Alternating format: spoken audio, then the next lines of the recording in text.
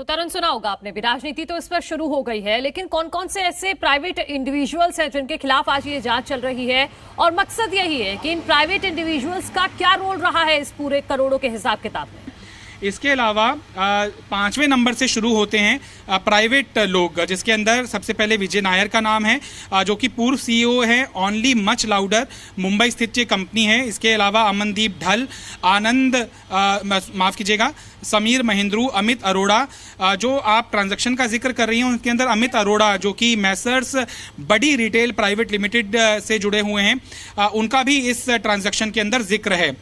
इसके अलावा मैसर्स बड़ी रिटेल प्राइवेट लिमिटेड ये कंपनी भी आरोप के घेरे के अंदर है, जो 10वां नंबर आरोपी है। दिनेश अरोड़ा, मैसर्स महादेव लिकर्स, सनी मारवा, अरुण रामचंद्र पिल्लई, अरुण पांडे, और 6वां नंबर इसलिए छोड़ा गया है ब्लैंक ताकि एफआईआर के अंदर अगर कोई और तथ्य इस पूरी तफ्तीश के दौरान सामने आते हैं तो इस फहरिस्त को और ज़्यादा बड़ा किया जा सके।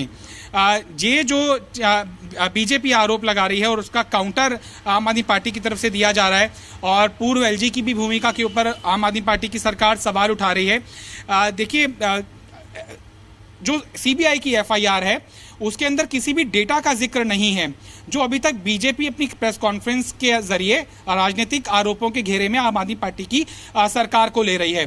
तभी आम आदमी पार्टी को मौका मिल जाता है ये कहने का कि अगर इतने ही महत्वपूर्ण तथ्य हैं जो कि स्टिंग ऑपरेशन के माध्यम से बीजेपी ने जारी किए हैं, या फिर ऐसे तथ्य जो बीजेपी आए दिन अपने नेताओं के प्रेस कॉन्फ्रेंस के जरिए जाहिर करती रहती है, तो ये सीबीआई को क्यों नहीं दिए जाते। अगर ये ठोस सबूत हैं तो इनके आधार के ऊपर सीबीआई को एक मदद मिल सकती है, ताकि जो कसूरवार है इस न्यू एक्साइज पॉलिसी के तहत सरकारी खजाने को नुकसान पहुंचाने के, उनको दोषी ठहराया जा सके और उनको सजा भी मिले।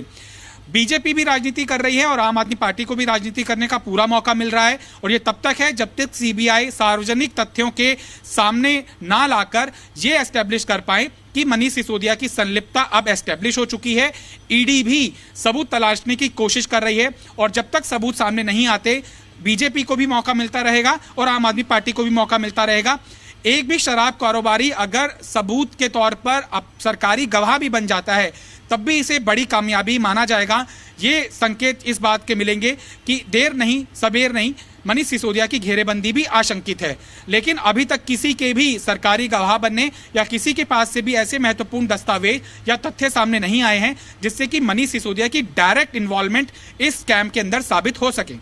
समीर महिंद्रू का बार बार जिक्र कर रहे हैं हम तरुण, उसको लेकर क्या अपडेट वहां मिल रहा है। 7 बजे लगभग पहुंच गई थी वहां पर ईडी की टीम, 7 साढ़े 7 बजे। अभी देखिए 11 बजे का समय हो चुका है, कितने लोग पहुंचे हुए हैं और कितना वक्त लगेगा? क्या समीर महिंद्रू घर पर मौजूद हैं, उनसे पूछताछ की जा रही है? देखिए, जिस तरह से सीबीआई की रेड में होता है कि जब रेड बहुत ज़्यादा एस्टेब्लिश हो जाती है, मैच्योर हो जाती है, उसके बाद पता लग पाता है और कि कितने लोग अंदर थे। जैसे सीबीआई के अंदर भी गाड़ियां एकदम फिजिबल थी और सीबीआई की टीम भी अंदर देखी जा रही थी। 4 गाड़ियों के हिसाब से अंदाजा लगाया गया था कि दर्जन भर से ज़्यादा जो सीबीआई के अधिकारी हैं वो सीबीआई मनीष सिसोदिया के घर पर रेड के अंदर मौजूद हैं। मिस्टर समीर महिंद्रू के घर पर यहाँ ईडी के कोई गाड़ियों की संख्या एस्टेब्लिश नहीं हो पा रही है जिससे कि ये मैं कह सकूं कि इतने अधिकारी ईडी के अंदर मौजूद हैं। एकाएक ये रेड हुई है, जब किसी को इस बात की जानकारी नहीं थी। ईडी की रेड की जानकारी तो ईडी के सोर्सेज से पता लगी है। मनीष सिसोदिया के घर पर जब रेड हुई थी तो मनीष सिसोदिया ने खुद ट्वीट करके जानकारी दी थी कि उनके यहाँ पर सीबीआई की टीम पहुंच चुकी है।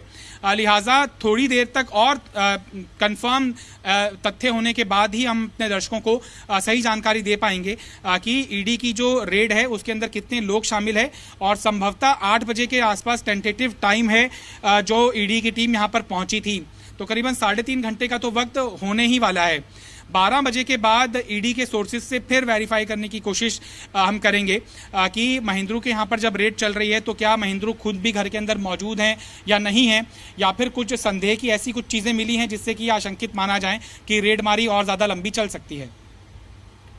और जी मीडिया संवाददाता हितेन भी हमारे साथ जुड़ गए हैं समीर महिंद्रू के घर से ही।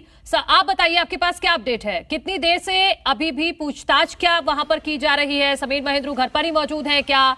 कितने लोगों की टीम है? क्या क्या इनपुट मिल पा रहा है अंदर से? आप बिल्कुल देखिए, मैं आपको बता दूं, 2 टीम यहाँ पर आई हुई थी। सुबह 6 साढ़े 6 का वो वक्त था। कल रात में, बीती रात में ईडी ने जो है पीएमएलए केस दर्ज कर लिया था मनी लॉन्ड्रिंग का। उसके बाद 2 टीम सवेरे आई थी। एक टीम परिवार के एक सदस्य को लेकर ओखला वाले दफ्तर पर भी छापेमारी करने गई है, और एक टीम यहीं पे घर के अंदर अभी भी मौजूद है। सीआरपीएफ के जवानों को लेकर ये ईडी की टीम जो है यहाँ पर पहुंची हुई थी, और लगातार सुबह से लेकर अब तक जो है वो छापेमारी चल रही है। 6 साढ़े 6 बजे के करीब जो है सुबह के वक्त ईडी की टीम यहाँ पहुंची थी, तब से लेकर अब तक छापेमारी जारी है। हालांकि ईडी के सूत्रों का ये कहना है कि ये छापेमारी जो है लंबी चल सकती है। सिर्फ इसी जगह नहीं, इनके दफ्तर पर भी रेड चल रही है। इसके अलावा आपको मैं बता दूं, दिल्ली, मुंबई, गुरुग्राम, चंडीगढ़, तेलंगाना और बेंगलोर, लखनऊ, इन सभी जगह कुल मिलाकर देश के 6 राज्यों के 30 ठिकानों पर ईडी की टीम इस पूरे एक्साइज पॉलिसी घोटाले में एक साथ छापेमारी कर रही है। हालांकि 2 हफ्ते पहले, 12 दिन पहले ही सीबीआई ने ईडी को जो है कुछ दस्तावेज सौंपे थे, और सीधे तौर पे सीबीआई ने कहा था कि वो क्राइम एंगल से ही इन्वेस्टिगेशन करेगी। जो मनी ट्रेल हुआ है उसकी जांच ईडी करेगी। तो 2 हफ्ते तक ईडी ने करीब 12 दिन का वक्त लिया उस फाइल को स्टडी करने में। उसके बाद कल रात में ईडी ने मनी लॉन्ड्रिंग का केस दर्ज कर लिया है। अभी जो नामजद आरोपी थे सीबीआई की लिस्ट में, उन लोगों की जगह ठिकानों पर जो है ईडी की छापेमारी चल रही है। हो सकता है कि यहाँ पर छापेमारी होने के बाद यहाँ से कुछ ईडी के हाथ लगे, उसी आधार पर मनीष सिसोदिया के यहाँ आने वाले दिनों में छापेमारी हो सकती है। हालांकि देखिए, आम आदमी पार्टी पूरी तरह से इस पूरे मामले का राजनीतिकरण कर चुकी है, और सीधे तौर पर कह रही है, मनीष सिसोदिया भी यही कह रहे हैं कि सीबीआई ने 14 घंटे तलाशी लेकर देख ली, कुछ नहीं मिला, अब ईडी लेकर देख ले, कुछ नहीं मिलेगा। पूरा मुद्दा राजनीतिकरण वाला हो चुका है। लेकिन ईडी कहीं ना कहीं अब कार्रवाई करती नजर आ रही है। मुसीबतें निश्चित तौर पर बढ़ी है। कल का जो स्टिंग ऑपरेशन जारी हुआ था बीजेपी की तरफ से, हो सकता है कि आने वाले दिनों में बीजेपी अपनी तरफ से इन्वेस्टिगेशन एजेंसीज को वो वीडियो प्रूफ भी जो है वो एविडेंस के तौर पर इस केस में शामिल करने के लिए एक अपील भी जो है वो कर सकती है, या फिर एजेंसी का संपर्क भी जो है वो कर सकती है। हालांकि लेना नहीं लेना वो एजेंसी के हाथ में है, लेकिन जिस तरीके से वो शराब के व्यापारी कल स्टिंग ऑपरेशन जो जारी हुआ था उसमें वो कबूल करते नजर आ रहे थे, 253 करोड़ दिए, अन्य लोगों से 500 करोड़ लिए, हर महीने एक दुकान से 10 लाख का टारगेट था, और 80% प्राइवेट खातों में गया, 20% सरकार के खातों में गया। तो ये सब कुछ दिखा रहा है कि कहीं ना कहीं मनी ट्रेल है, कुछ ना कुछ गड़बड़ है। इसी आधार पर अब ईडी ने जो है अपनी तफ्तीश शुरू की है। जब ईडी की टीम यहाँ से निकलेगी उसके बाद ही ये साफ हो पाएगा कि ईडी की टीम को जो छापेमारी हुई है अलग अलग जगहों पर 30 ठिकानों पर, वहाँ से क्या कुछ हाथ लगा है। बिल्कुल हितेन, एक और जानकारी आपसे चाहेंगे। समीर महेंद्रू बहुत इंपॉर्टेंट है क्योंकि 4 जो मुख्य आरोपी बनाए गए हैं उनमें टॉप लिस्ट में समीर महेंद्रू का नाम है। तो ये तो आवाज है समीर महेंद्रू का जो आप दिखा रहे हैं जोरबाग पे, लेकिन क्या इसका ऑफिस और कहीं पर भी रेड पड़ी है? हाँ बिल्कुल, मैं वही बता रहा था कि 2 टीम सीबीआई की यहाँ पहुंची थी सवेरे सवेरे, जिसमें से एक टीम यहाँ से एक व्यक्ति को लेकर गई। अब वो परिवार का सदस्य है, कौन है ये साफ नहीं हो पाया, लेकिन सवेरे ही एक टीम एक सदस्य को यहाँ से लेकर रवाना हुई है। ओखला में जो समीर महेंद्रू का दफ्तर है, उस दफ्तर में भी छापेमारी जो है की जा रही है। हालांकि सवेरे ही ईडी की टीम वहाँ पहुँच चुकी थी, लेकिन दफ्तर सवेरे सवेरे खुला नहीं था, इसलिए दूसरी टीम यहाँ से एक व्यक्ति को लेकर वो दफ्तर खुलवाने गई है। वहाँ भी छापेमारी की जा रही है। सभी दस्तावेजों को, फाइलों को जो है वो खंगाला जा रहा है, क्योंकि ये मेन शराब के कारोबारी है। जो ईडी के सीबीआई के जो लिस्ट आई थी जिसमें 15 लोग के नाम थे, जिसमें 2 कंपनियां और 13 व्यक्ति थे, उनमें ये समीर महेंद्रू का नाम जो है वो लिस्ट में 8वें नंबर पर है।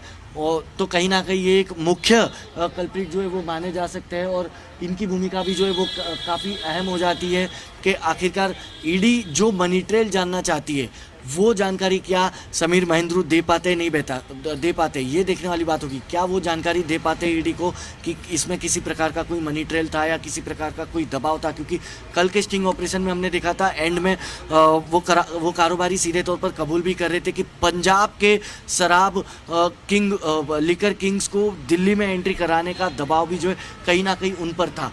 के जितने भी रिटेलर्स होंगे उनको शराब उन लोगों से ही, उन व्यापारियों से ही खरीदनी होगी। इस तरीके का स्टेटमेंट भी वो स्टिंग में सामने आता नजर आ रहा है। तो कहीं ना कहीं क्या इनके ऊपर भी किसी प्रकार का कोई दबाव था, नहीं था, ये तो खैर क्राइम एंगल हो जाता है तो वो सीबीआई इन्वेस्टिगेट करेगी। लेकिन मनी ट्रेल, पैसे जिस तरीके से उस स्टिंग ऑपरेशन में बताया जा रहा है कि इस तरीके से पैसे यहाँ देने पड़ते थे, तो क्या ये मनी ट्रेल समीर महेंद्रू ने भी किए हैं?